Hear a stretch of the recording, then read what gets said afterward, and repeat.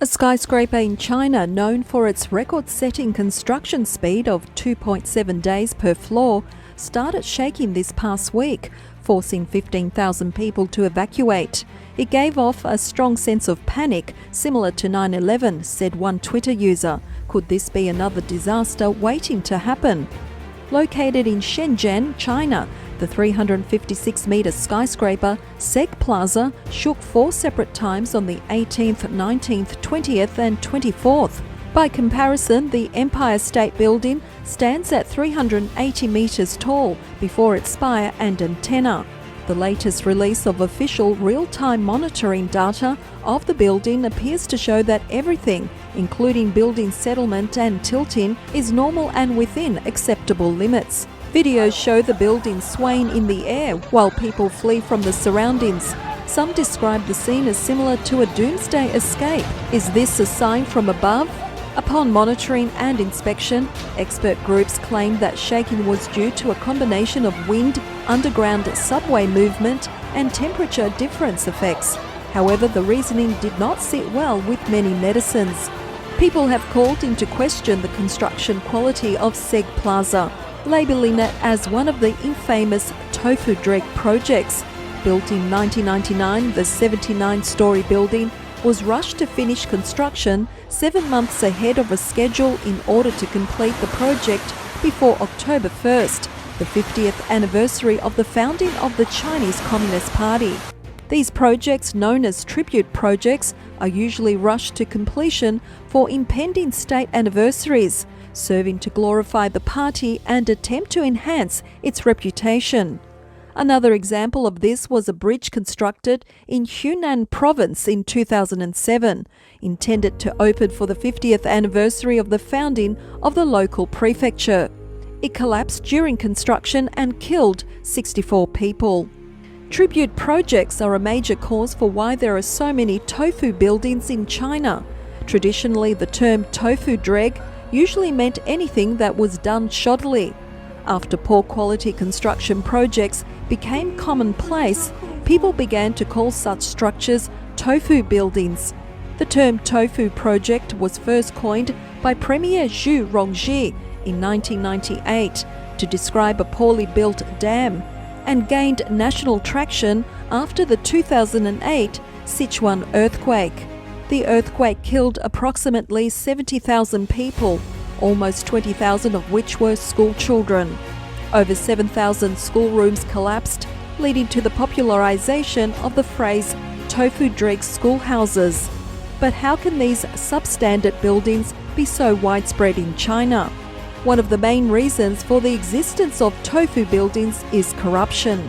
Construction companies often bribe government officials in order to get their projects passed through, most of the time at the cost of proper safety and quality control. In the aftermath of the Sichuan earthquake, parents and critical journalists pointed out that hundreds of schools collapsed instantly, even newly constructed ones, while other buildings nearby were often unscathed. A series of allegations of corruption were made against officials involved in the construction of the schools.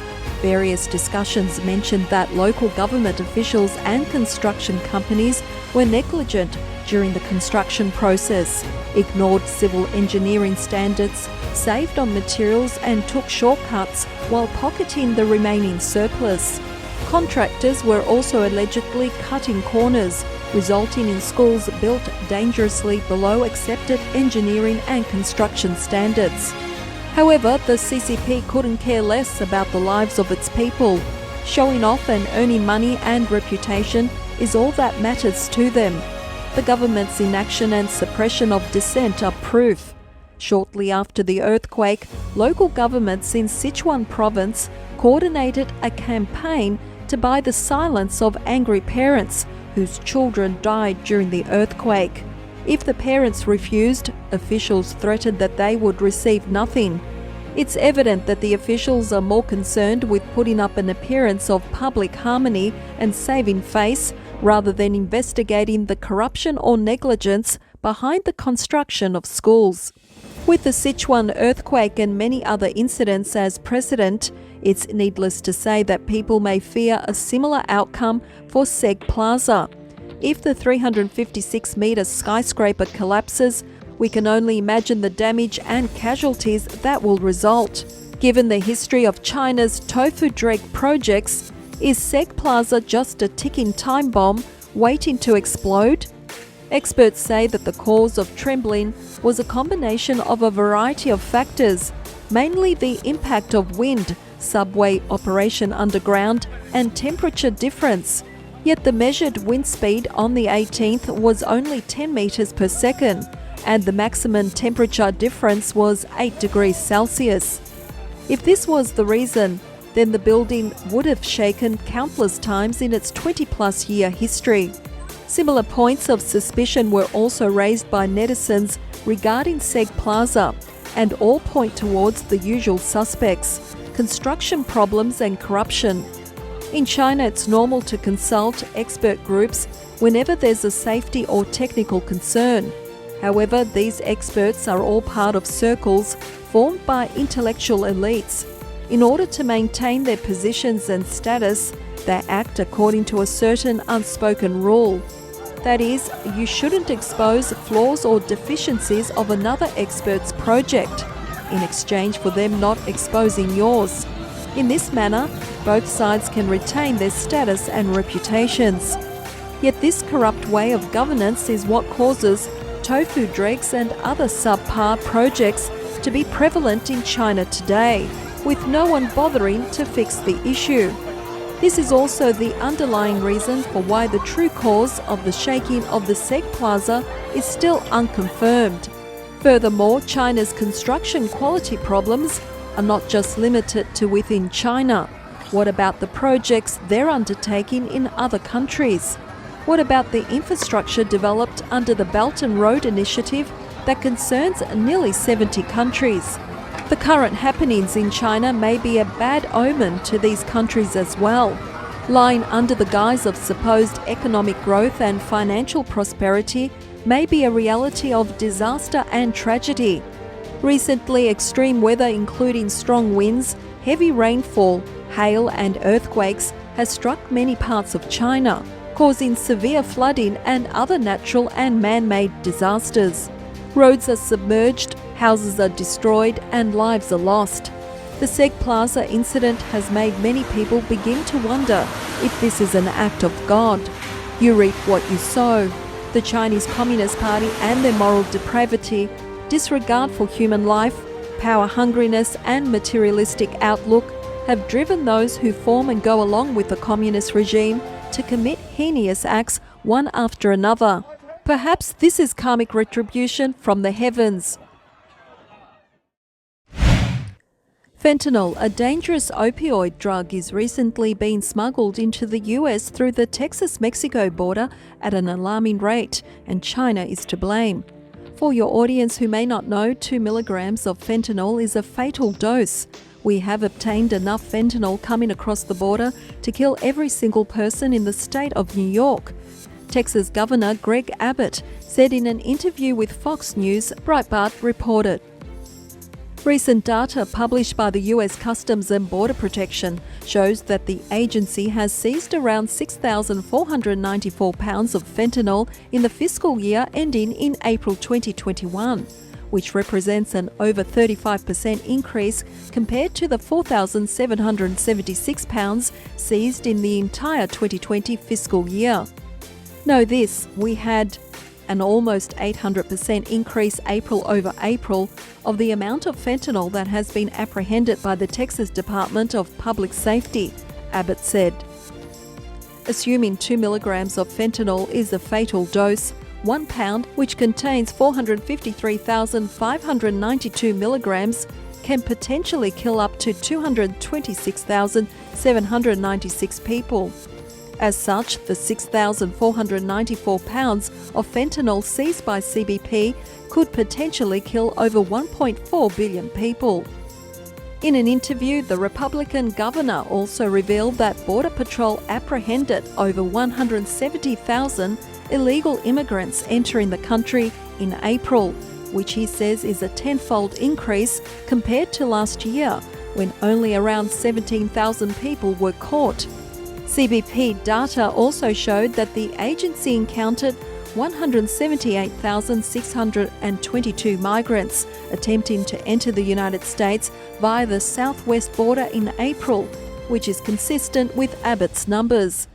Day after day, CBP rescues migrants abandoned in harsh terrain, left for dead with no food or water.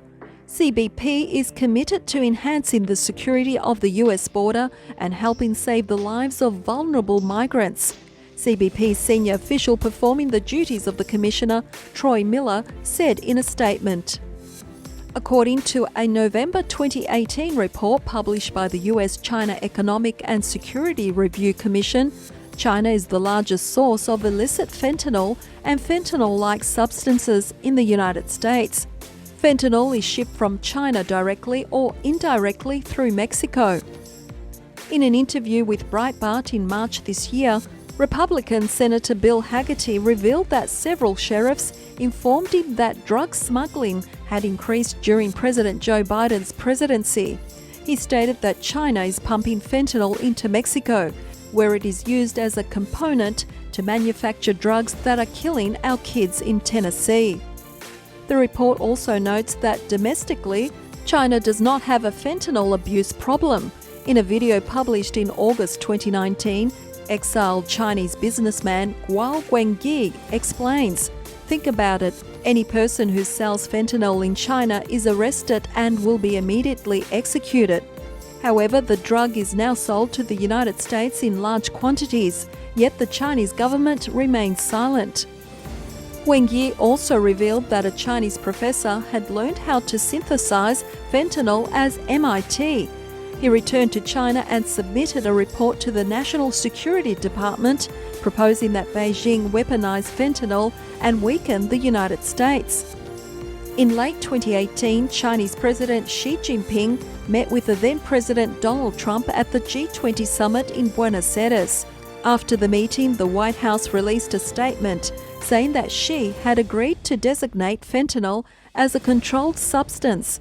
However, Xi failed to honour his promise to crack down on fentanyl distribution, according to a Trump tweet in August 2019.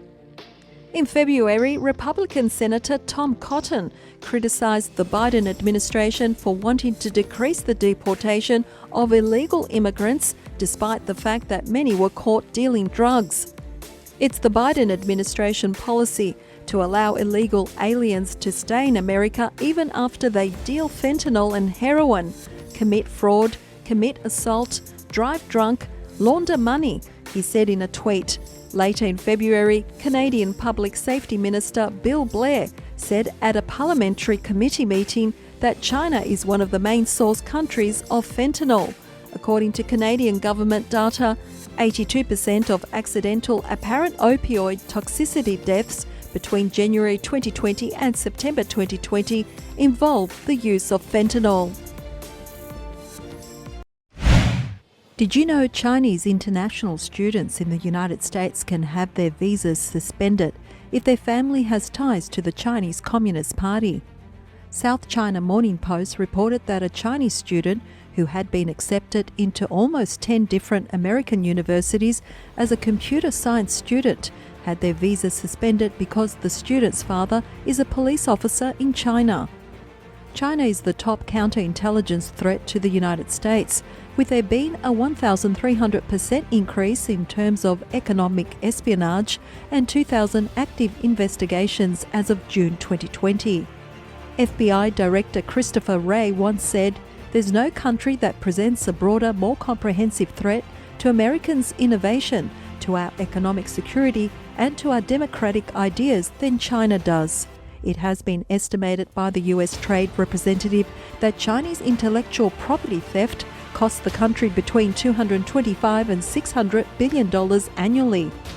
In May of 2020, the US started to restrict visas for Chinese students in the science, technology, engineering and math STEM fields, aimed at protecting sensitive American intellectual property from being intercepted by the People's Liberation Army. In September last year, the US revoked visas from more than 1,000 Chinese students related to national security. SCMP reported the cutback on visas was in response to China's lack of cooperation in accepting the return of its nationals under final orders of removal from the United States. A spokesman for the US Embassy said in an email to SCMP that the suspension would be lifted if China showed commitment to accepting the return of its nationals. The embassy also said that in the aforementioned case of the student whose visa was denied, it was not a visa refusal, but rather a suspension of issuance, and that the suspension would not result in the visa being revoked. It is estimated that between 2017 and 2018, approximately $13 billion was spent on tuition and living expenses by Chinese students in the US. According to the Center for Security and Engineering Technology, it is estimated that Chinese nationals make up 16% of all graduate STEM students and 2% of undergraduate STEM students. The US Embassy spokesman stressed that the United States welcomes students and researchers from China and is committed to providing the highest quality service to all visa applications. Foreign students and scholars contribute greatly to the rich intellectual traditions and diversity that make the educational experience on a US campus one of a kind. The spokesperson's letter was posted on WeChat by Beijing Gateway Education Consulting on May 13, stating that the visa was temporarily discontinued under the Immigration and Nationality Act. The letter said officials ranked Deputy Director and above with China's National Immigration Administration and their spouses and children under 21. Officials at the National Supervisory Commission, China's highest anti-corruption agency, Ministry of State Security, the top intelligence organ, and Ministry of Public Security, the top law enforcement organ, and their spouses and children under 30 will all have suspensions applied to their visas. Now, US President Joe Biden has let up on these restrictions and started accepting student visa applications again on May 4. Just days since the relaxation, this incident with a Chinese student who has had their visa suspended due to their father being a low-level police officer has gained attention in China. Communist Party-run outlets condemned the move, citing some Chinese as calling the policy ridiculous. Nobody is proposing that Chinese nationals who are majoring in art, history, literature or social sciences should be excluded from US and allied academic institutions, said Anders Kaur in a commentary by the Epoch Times. Indeed, we should welcome such students with the hope that they will bring back respect for freedom, human rights and democracy to their home country. We might also learn something from them about China.